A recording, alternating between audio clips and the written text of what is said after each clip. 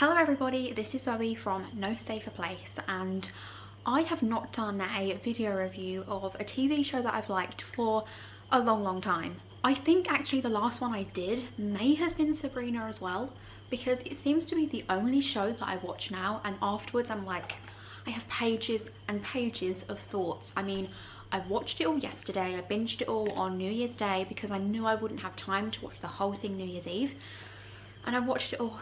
I wrote 7 pages of notes in here, and I've just got some feelings, a lot of feelings. When it was announced that part 4 would be the final series, I was absolutely devastated.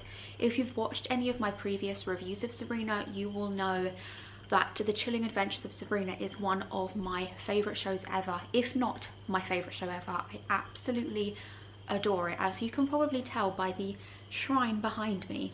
It just has the most amazing cast. I just love the storylines. I love how dark it is. It's just all very me. So to say I was devastated was an understatement. And going into series 4, I wasn't sure if it was going to be quite as good, because I didn't know if they were going to officially end it or if it was going to be left on a cliffhanger, because obviously at the time of filming they didn't know that that was going to be the last series. So I was skeptical. Let's get on to my notes.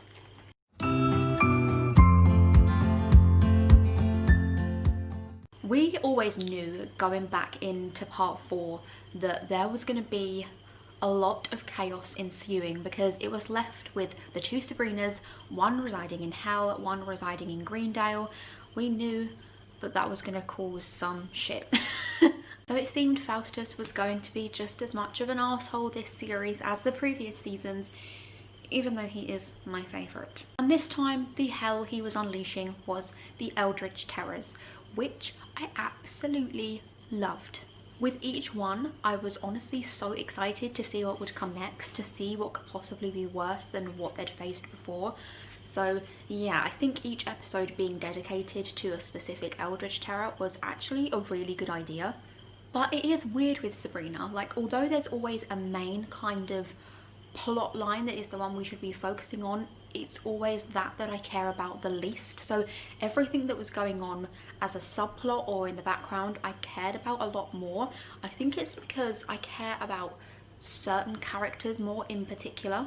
So yeah, I've got to say I was more excited to find out what was going to happen to certain people and see certain moments play out than the Eldritch terrors as a whole. I don't know if that's just me. I am honestly obsessed with Faustus. I know that it's probably an unpopular opinion. I don't see anyone talking about Faustus anywhere near as much as everyone else, but God, I love him. I think he is one of the greatest villains, not just in Sabrina, but ever, and he is so much better than Lucifer. Again, I know that's unpopular, but I felt Lucifer was really bland this series. He just didn't come across as a villain at all. Like, he's supposed to be Lucifer Morningstar, and there was nothing really intimidating or scary about him. I mean, it was kind of nice to see that softer side of him and see him really grow into the role of being a dad, but yeah, I was kind of disappointed with how Lucifer's journey went, but I was very happy with Faustus's. Also, before I carry on with what I'm about to say next, I will just say, if you hadn't noticed already, that there are massive spoilers in this video. I am going to be talking about the entire plot. There is going to be spoiler after spoiler after spoiler, so you have been warned. Let's talk about that Faustus head scene. I thought that was hilarious. I don't know if anyone's seen Santa Clarita, but there is a scene in that where they also take someone's head and it is kept somewhere. So it really reminded me of that, and it made me laugh. I was just glad to still have Faustus with us in some way, shape or form. Even though now, even if it does come back by any kind of miracle, his chainsawed body parts will now be scattered around the world, so he won't be coming back ever, which is sad. Let's talk about the new Weird Sisters. So it used to be Dorcas, Agatha and Prudence. Obviously Dorcas died, Agatha went mad, Prudence, well, she's just always been her same badass self really, but they made the new Weird Sisters with Prudence, Roz and Mambo Marie, which I absolutely loved. I actually preferred the new Weird Sisters to the old ones, which I know, again, probably unpopular. I feel like this video is full of unpopular opinions. I actually felt like Mambo Marie was robbed this series.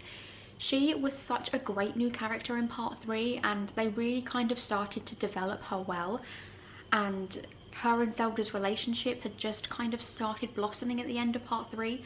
So to kind of take it and make that relationship so irrelevant and nothingy, and then just send her on her way as Baron Samedi, I was just a bit underwhelmed by it all. I absolutely loved her, and I feel like she was robbed of any kind of storyline, and Zelda was robbed of a girlfriend. So yeah, I really wasn't happy with how that particular part ended, because I thought she would have made a great new addition to the cast. So I feel like they keep doing that though with perfect couples. Like, they were a perfect couple, Prudence and Ambrose were a perfect couple. I still do not understand why they ended Prudence and Ambrose. It just annoyed me so much. They were just the perfect couple for me. So yeah, I felt like we was robbed of that as well, that they didn't even get together in the end either. But Dr. C and Hilda, we saw them get married.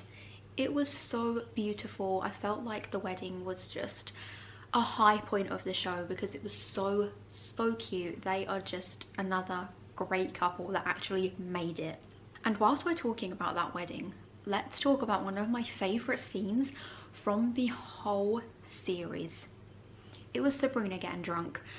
I think every girl can relate to that, when they feel like nothing is going right, that no one will ever want them, that they're just going to be eternally alone.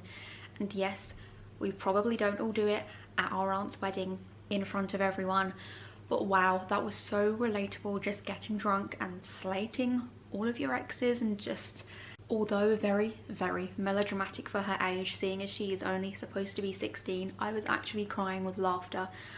And yeah, I really liked that scene. I thought any teenage girl would relate to that. Maybe not the sex demons part though. Let's talk about music. My last review of series 3, I moaned a lot about the unnecessary music that was put into the series. There was so much unnecessary singing. I felt like I was watching Riverdale or High School Musical. It was so unnecessary. And although there was a lot of singing in this part, I actually really enjoyed it because it felt more authentic. It wasn't put into random moments. It was actually put into proper moments like Battle of the Bands or them singing to calm someone down in a situation. It just felt so much more real. So yeah, although some of it was a little bit cringy, I actually didn't mind the addition of them singing in this series. It just felt a lot more seamless in my opinion. And the scene where the Fright Club was singing Total Eclipse of the Heart and Nick and Sabrina were having sex for the first time, I thought that was done beautifully. My husband was saying how cringy it was, but me, I absolutely loved it. And I'll be honest, I will accept any and all scenes of Nick singing forever, because, well, to be fair, I will actually accept any scenes of Nick ever doing anything, because he's just wonderful, isn't he? I mean, half naked, blood covered Harvey Nick, I loved him. Jock Nick, I loved him. Drowned in the Sea of Sorrows Nick, we'll come back to that part. Ambrose. Let's talk about Ambrose, otherwise known as the most underrated and unappreciated character in Sabrina. He knows everything, he always helps everyone, and he never gets a storyline for himself. It drives me mad. Ambrose is personally my favourite character. I just think he is awesome. His one-liners, his wit, his intelligence, he's just perfection, and I think he deserves more credit in the Sabrina fandom. I just love Ambrose. He just does so much for everyone else, and he gets so screwed over. And whilst we're talking of screwed over, I need to talk about a moment that no one else seems to be talking about, but it made me so angry. Dorian Gray's death. Was that not the most unnecessary, anticlimactic death anyone has ever had, ever? I loved Dorian Gray. I know he was very much a secondary character. He wasn't in it that much, but he was always kind of there for other characters to go to and mope to and rant to, and for him to literally just have his heart ripped out by the uninvited and no one say a single word about it. I just felt like he was robbed. So RIP to Dorian Gray. A particular episode I want to talk about is episode 7. Episode 7 was a wild ride in my opinion. As such a huge original Sabrina the Teenage Witch fan, to see the original Hilda and Zelda in the episode, it was just all kinds of nostalgic for me. It just made me so happy. Although we didn't have the original Salem, which kind of broke my heart a little bit, yeah, it brought back all kinds of nostalgia. Though I didn't think we needed a whole episode about it, especially when we only had 8 episodes to fill the whole series and kind of end it all. I didn't think it was worthy of a whole episode exploring the cosmos. But yeah, I did enjoy it, and original Zelda was actually my first woman crush growing up. So yeah, it was definitely nice to see her. Let's talk about the goddess that is Michelle Gomez. What a woman. And I really felt her pain in this series. Another character that was completely screwed over.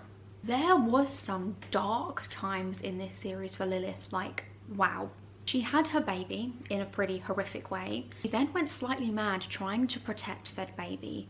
She then killed her baby to protect him from Lucifer, lost her powers, stabbed Lucifer, and then drank his celestial blood. Like, I have so many questions about that storyline. Where was that storyline meant to go after that? I want to know what powers she has now. I want to know what her plan is now, what she intends to do. Does she intend to become Queen of Hell? Is Lucifer dead? Why was she hearing Adam call her mama? Like, I have so many questions about Lilith's storyline, and I don't feel like she was done justice the way she should have been. Yeah, I have more answers about Lilith now that I've watched that series than I did after series 3. Let's talk about the reason that you're probably watching this video. The ending. I have so many feelings about that ending. Sabrina dying, well, both Sabrinas dying, but in particular Spellman dying, made sense to me. I think that was always the intended ending for series 4. I think no matter whether it had been renewed or not, I feel like her dying was the way it was supposed to end regardless. Obviously, I think she would have come back to life and something else would have happened for there to be a series 5, that there was meant to be some kind of cliffhanger filmed there. But I think they then replaced that with that end scene of Nick and Sabrina. Nick having proclaimed that he had killed himself in the Sea of Sorrows and then spending all of eternity in heaven with Sabrina. I feel like that was added once they had known that there wasn't going to be a part 5, that there wasn't going to be a renewal, because I think they wanted to give the fans some kind of end result for Sabrina and Nick and some kind of closure for them. I don't think it was the best idea, because although I believe Nick would definitely have done that, we all know he is that self-sacrificing person that would do anything for Sabrina. It's not that I feel wasn't authentic. I just think if there was even a small chance of there being a part 5 now and it being picked up by someone else, that's kind of squashed it all now. Like, I don't really feel like there's much chance of it coming back because Nick and Sabrina are 100% dead. Yeah, I do have mixed feelings about it, but I guess I'm glad that Nick and Sabrina are together. Yeah, I just have mixed emotions. I just actually feel such sadness. This was, as I say, one of my favourite shows, if not my favourite show. I connected to it on so many levels. The cast were amazing. So I just can't actually believe it's over and that Netflix cancelled it. Like, it's just so sad. Sabrina had such a big arc, not just in this series but in all 4 parts. She has really come such a long way, and that's why I think her death was just so poignant and why I think it was the right thing to do regardless of whether it was ending or not. I actually loved her this series, and I always have felt she's been a bit irrelevant considering the whole show is supposed to be about her. But yeah, I really liked her this series. I do prefer Sabrina Morningstar, but she did grow on me. She just became so selfless and not self-pitying, which was such a huge turnaround for her. And her death really did break me. Hilda and Zelda at that funeral, I was crying so much. Like, it was so sad. Going into it, I'd seen a lot of negative reviews of part 4. I'm in a lot of Sabrina groups where a lot of people had already seen it and were saying bad things. and I was really dubious going into it because I didn't want it to disappoint.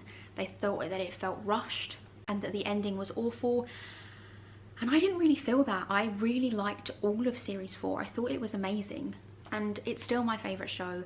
I am going to miss that show and Nick in particular so much. So I would love to know your thoughts on series 4. What did you think of it? What were your favourites? What were your worst moments? I'm sure people will have a lot of opinions on it. But yeah, I hope you're all having a happy new year, and let's just hope by some miracle that Sabrina comes back. If you like this video, don't forget to give it a like, comment, subscribe, all that usual good stuff. Also, you can turn the notification bell on to be notified when I upload new videos, which is usually every Tuesday and every Saturday. I hope you all have enjoyed this video. Let me know what you would like to see more of on my channel, and I hope to see you all again soon. Thank you. Bye.